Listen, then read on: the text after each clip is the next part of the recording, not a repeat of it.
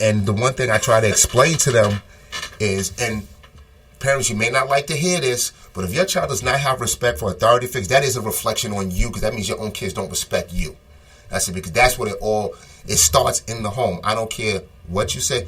I don't care if you're working 30-hour jobs, doing all this, but it starts in the home. That part starts in the home. It does. And so I'm going to give you parents, children, teachers, everybody listening, coaches. I'm going to give you a little thing that I found. Effective discipline for children, right? This is from the National Institute of Health, okay, which is our major research. The word discipline means to impart knowledge and skill. It literally means to teach. That's what discipline means. But as a teacher, if I have to discipline a child, people assume it's punitive. Punitive meaning punishment, or discipline and teaching is you're trying to fix a behavior. And the person, right? More importantly, you're fixing the person, but you're fixing the behavior so it doesn't continually, it becomes a bad habit, right? Let me piggyback on that. Not just fixing a problem, but also preventing them before they start to happen. Discipline is often equated with punishment and control, and that's not the truth. Punishment is a natural consequence of your actions, negative or positive, right? So the outcome of a behavior will either give you a positive thing or a negative thing. I always tell kids, when we're young, we learn that negative behavior gets us attention quicker. So if we want attention, it's easier. I always say, listen, being bad is easy. Being bad is so easy, you don't even have to realize you're being bad, and you created a bad habit. It's ingrained in our nature. Yeah. Being good is hard, but there's a payoff to being good. It may not feel this way when you're young, but as you get older, being good, people leave you alone. People just leave you alone. Sometimes people target you because you're good at your job, or you're good at your profession, or you're good at you're good at basketball, so they're going to try to bring you down because they hate you. You're good at content. You're good at this. People are going to always hate you for things because they're not what you are. That's jealousy. But what I'm talking about is most good behaviors give you good outcomes. Right? I was trying to explain to the kid, and I know it sounds funny coming from a teacher. Today, this week in school, I was talking to a kid, and I go, why not you? Why can't you be successful? Right? And I said, look, I'm going to give you a little insight into cracking the code. If you behave and do what you're supposed to 95% of the time, that 5%, nobody's even looking at you. They're not even looking at you because you're good so much of the time that when you do act up, people can't even believe it. Must be a bad day. They'll make excuses for your behavior, even though you could logically go, exactly. I've been good. I've been so good this term. I'm skipping. I'm skipping class. And somebody will come up to you and be like, "Are you okay? Having a bad day." Right? Yep. They won't even count it. They'll be like, "Listen, you show up to class all the time. I'm not even gonna I'm just gonna say you were absent." Right? Like, people will let you off the hook even if you knowingly said, "I know I'm good. I'm just gonna mess up today because blah, blah, blah." I just had a conversation with someone at the club this weekend at the club because he was acting up and things like that. And I asked, I said, "What do you want to be when you get older?" He said, "I want to play in the NFL." And I'm like, "For real?" I was like, "Look, can I be real with you about this?" And he was like, "What? You're not going to make it." I said, "You're not going to make it." He's like, "Why?" I said, "Because you're not disciplined enough to understand how the game is played. You're not disciplined enough to create the good habits. You're creating bad habits right now, which those bad habits going to lead, like you said, bad outcomes." Yep. My wife said it to the kids. This is her thing all the time. Bad things happen to people that don't listen.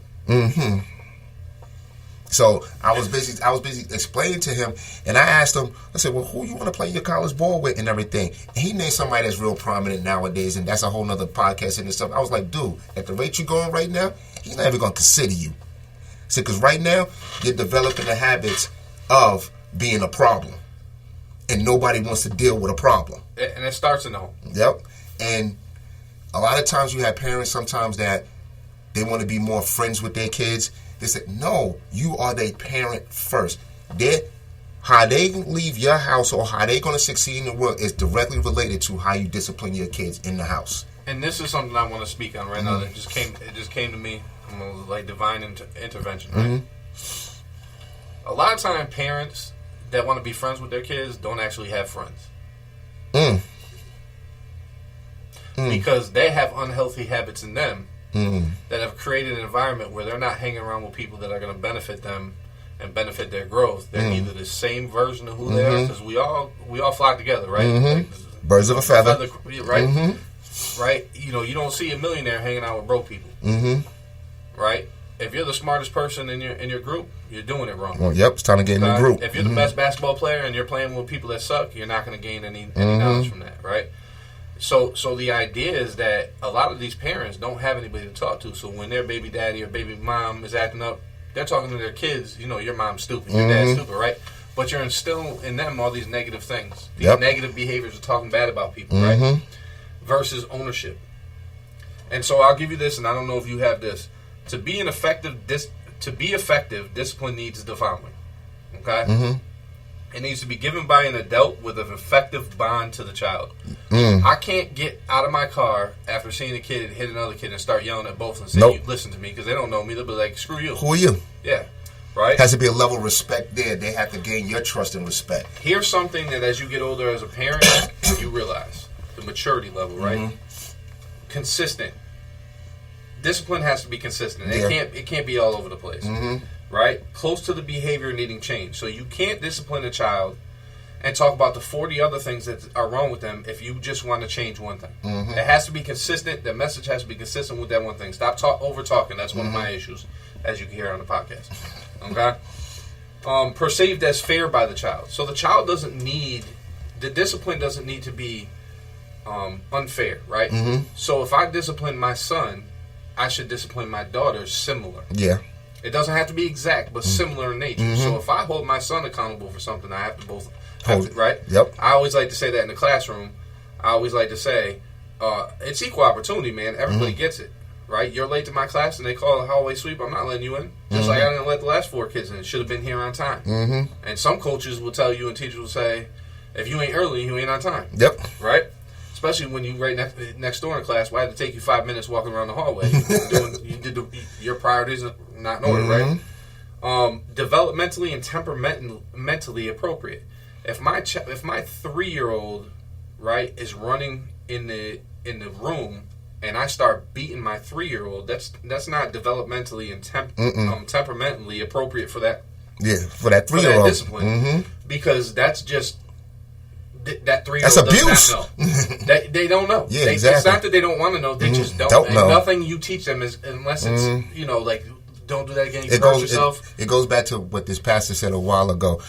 You can't beat a 2-year-old for spilling milk on the floor. That's what they do. Yeah, yeah. My grandmother used to always say, "Until you know, it's not a sin. Once you know, it's a sin." Yeah. Right? And then self-enhancing, i.e. ultimately leading to self-discipline. So self-enhancing means, I saw a kid one day acting up in school, and then I pulled him aside after he calmed down and did all the stuff, and I was talking to him, and I said, listen, we used to do this thing at my job called chain analysis, right? And I said, the chain analysis of behavior is like if you get into a fight, right? People assume what transpired 2 minutes before the fight is the reason why the fight occurred.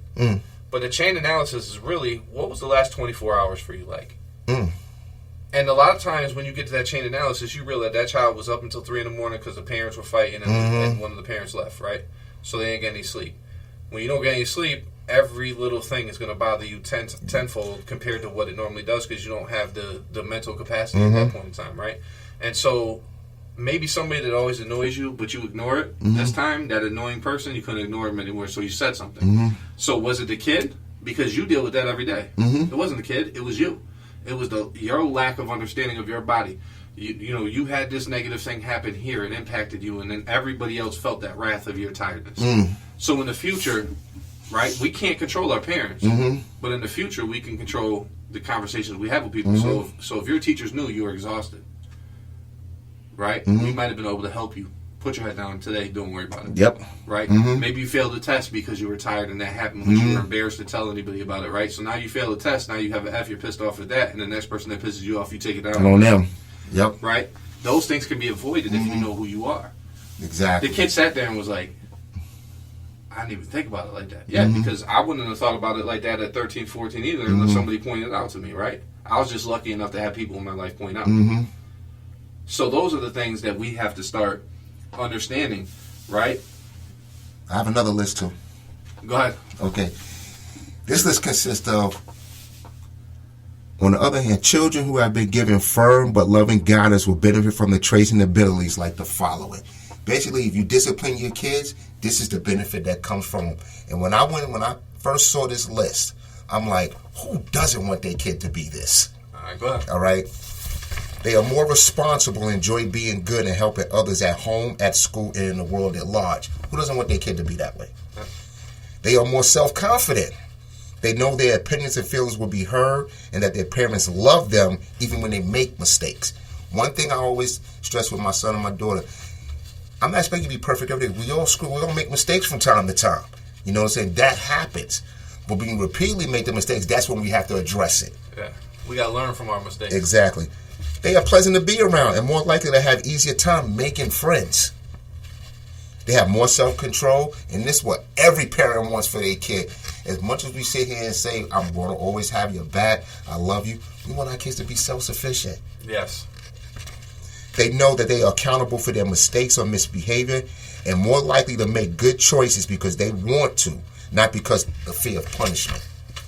And see, I want to clarify this list with something else. Mm-hmm. We're talking about kids. Mm-hmm. When you get to be 18, 19, 20, 21, if you instilled all this in them and they still choose the wrong path, that's on them because they know better. Yep, exactly. That goes to the part about being accountable. Yep. And they know what they're doing at that point. There's no, well, what's to say? There was one thing somebody tried to point out to me one time in the Bible that a person that wants to achieve a church position like a deacon, this, that, and other thing, the kids have to be orderly. They don't have to be perfect, okay?